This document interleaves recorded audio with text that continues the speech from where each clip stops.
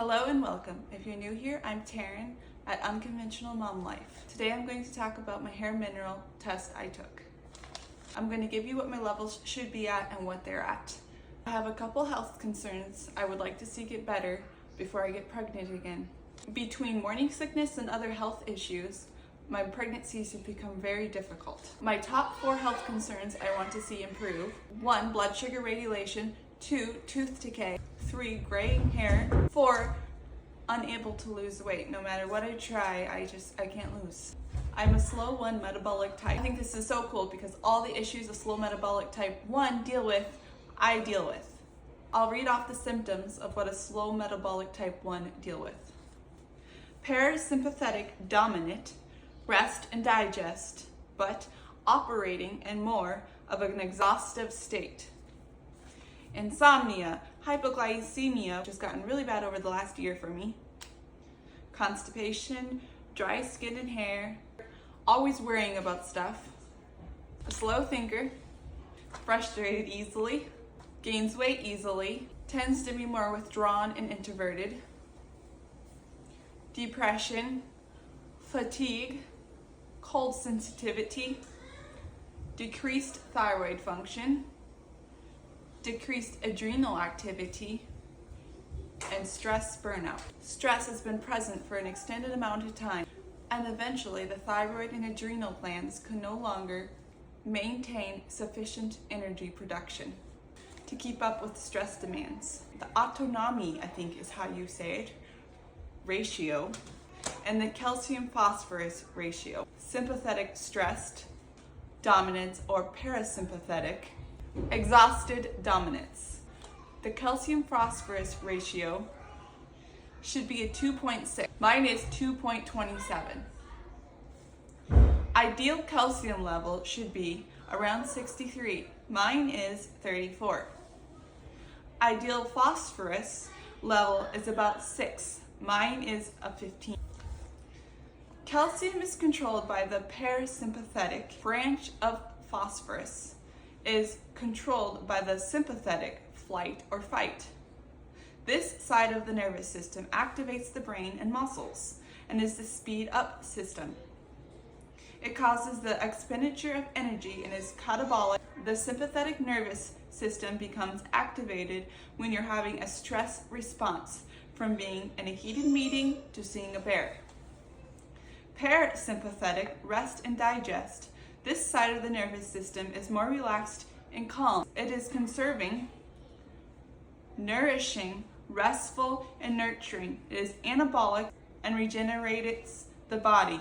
Ideally, we want to be spending most of our time in this state, unless the body has defaulted to being in an unhealthy state. Parasympathetic state, after being exposed to prolonged chronic stress and has trouble speeding up when needed. This result is suggestive of being in an extreme state of parasympathetic dominance. The higher calcium gets above phosphorus, the slower the metabolism or the parasympathetic someone is, because calcium is controlled by the parasympathetic branch of the nervous system. When it is extreme, the body is so burned out and exhausted that it has defaulted to an unhealthy parasympathetic state. After being in a state of chronic stress for too long, the body has trouble being more stimulating and actually increasing the speed of the nervous system. Being in a parasympathetic state is sedative and produces a reduction in the metabolism. This contributes to a pear-shaped body structure and a tendency to carry your weight and your hips, thighs, and butt. The vitality ratio, sodium to potassium ratio, sympathetic stressed dominance or parasympathetic exhausted dominance. Ideal sodium potassium ratio is 2.4. Mine is a 1.00. Ideal sodium level is about a 19. Mine is a 1. Ideal potassium level is around 13. Mine is a 1. When this is low, it indicates a weakened immune system. The thyroid ratio, calcium to potassium ratio. The calcium to potassium ratio should be a 4. Mine is a 34.00. Ideal calcium should be around 63. Mine is a 34. Ideal potassium level is about a 13. Mine is a 1. I never thought I had thyroid problems. I've done testing before and it never came up as an issue. But now that I see that I do have thyroid issues, it makes a lot of sense. I actually went and got a thyroid test after I did this HTMA test, which I've already done a short, and I'm going to do a part 2 soon on the steps I'm taking to heal my thyroid. Underactive thyroid symptoms can include chronic fatigue, sleepy in the afternoons, gains weight easily or hard to lose weight, slow start in the morning, metabolic dysfunction, hormonal issues, gut issues, hair loss. The adrenal ratio is the sodium to magnesium ratio. Sodium magnesium should be a 4. Mine is a 0.24. Ideal sodium level is about a 19. Mine is a 1. Ideal magnesium level is about a 6. Mine is a 4.1. The blood sugar ratio is a calcium-magnesium ratio. Blood sugar regulation performance. Calcium-magnesium ratio should be a 7.00. Mine is an 8.29. Ideal calcium level is around 63. Mine is 34. Ideal magnesium level is about a 4. Mine is a 1. Calcium is required for the release of insulin from the pancreas. Magnesium is necessary for both the action of insulin and the manufacture of insulin. Stress of any kind can affect the calcium to magnesium ratio. This is most likely due to the effect on the adrenal glands and glucose metabolism. Stress can increase blood sugar through the action of cortisol through the act leading to reduced sugar tolerance.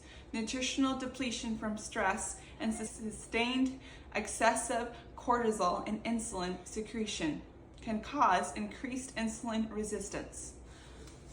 Cortisol released increases osteoblastic, I think that's how you say that, activity that may lead to higher tissue calcium level as calcium is released from the bones.